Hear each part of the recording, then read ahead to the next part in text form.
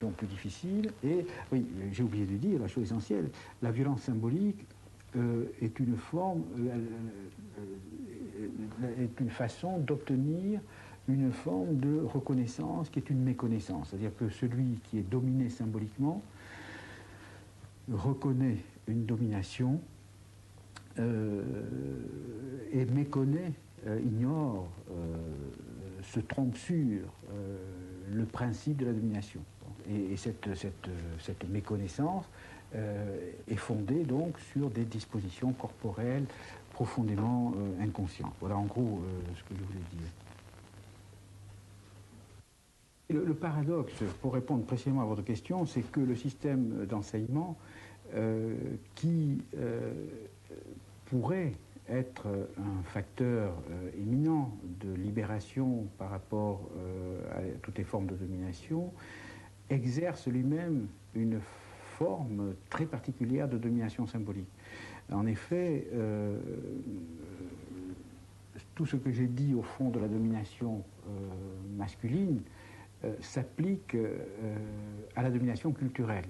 C'est-à-dire que la puissance particulière de ce que j'appelle le capital culturel, de la richesse culturelle, réside dans le fait que les détenteurs de cette richesse s'en attribuent tous les mérites. Ils attribuent les mérites de cette possession soit à leur nature, à leur don, on dit il est doué pour les mathématiques, soit à leur travail, qui est encore une forme de mérite personnel. Et les dépossédés de capital culturel reconnaissent aussi le fondement naturel, donc la légitimité du capital culturel. Dans des enquêtes statistiques, lorsqu'on demande à un échantillon de la population quels sont les facteurs de réussite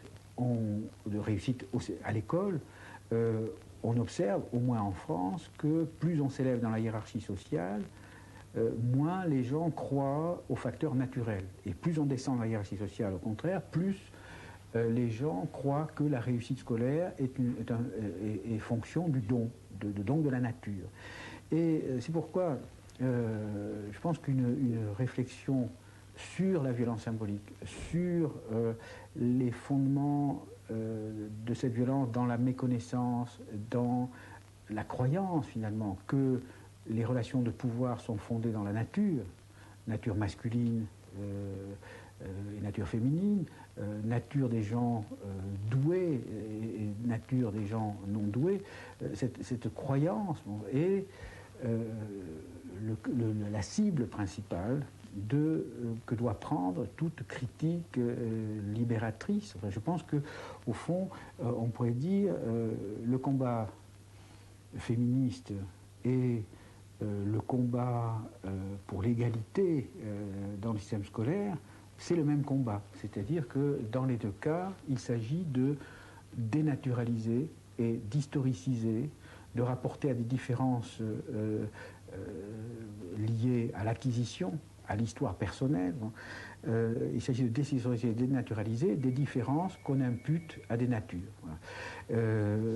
Alors, pour cela, pour mener ce combat, je crois qu'il y a une arme principale qui est la science, la prise de conscience qu'elle rend possible, et prise de conscience à la fois chez les dominants et chez les dominés. Donc je pense que de mes analyses de la violence symbolique découle le fait que le mouvement féministe peut être libérateur à la fois pour les femmes et pour les hommes. Marx disait, je ne le cite pas souvent, mais dans le cas particulier, je crois que c'est important, Marx disait, le dominant est dominé par sa domination. Bon.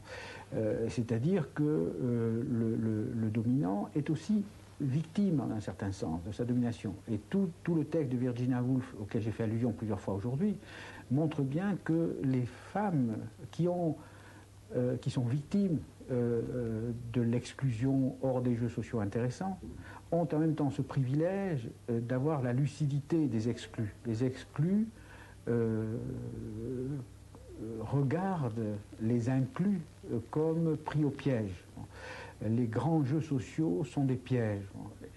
Et donc une critique radicale de la domination symbolique pourrait avoir un effet libérateur à la fois sur les femmes en tant que dominées, qui pourraient comprendre les principes de leur propre exclusion, mais aussi sur les hommes en tant que dominants, qui pourraient comprendre la naïveté, parfois pathétique, de leurs efforts pour s'identifier à ce modèle masculin, souvent inaccessible, le modèle masculin de la virilité, le modèle masculin de la prouesse, le modèle masculin de la réussite à tout prix.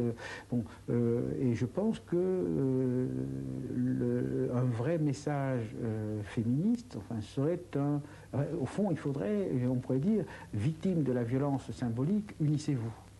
Et la violence symbolique concerne au premier chef les femmes, mais elle concerne aussi les dominés du système scolaire, qui ne sont pas simplement des gens qui sont exclus du titre scolaire, qui est devenu aujourd'hui non seulement une garantie de profession, mais un titre de noblesse qui fonctionne exactement comme fonctionnait la noblesse dans les sociétés anciennes.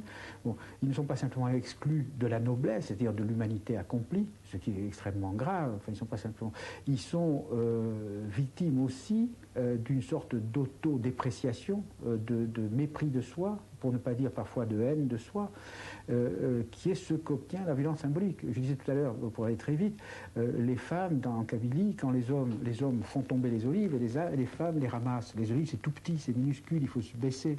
Et en français, on dit souvent d'une personne qu'elle est mesquine. Mesquine, ça veut dire qu'elle a des petites idées, des petites pensées. Et les gens qui sont condamnés par tout l'ordre social aux petits deviennent petits.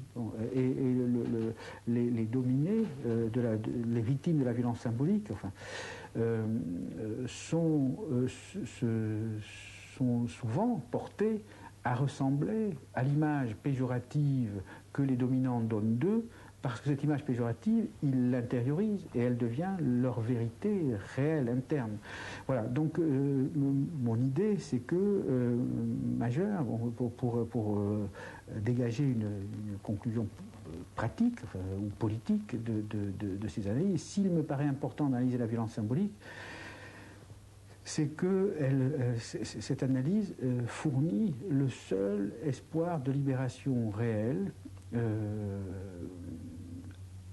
et relativement radicale, à la fois des hommes et des femmes, et à la fois des dominants par l'éducation et des dominés par l'éducation. Et ce travail de mise au jour de la violence symbolique me paraît être une des tâches les plus importantes que les formes apparemment très radicales de dénonciation de la domination masculine, les formes économiques, etc., laissent échapper. Et je pense que souvent, les thèses les plus radicales ne sont pas celles qui ont l'air le plus radical. Il faut parfois avoir l'air de parler de choses gratuites, faciles et superficielles. Le symbolique, c'est aussi le gratuit, le rien, le presque rien. Il faut avoir l'air de parler de presque rien pour dire le plus important.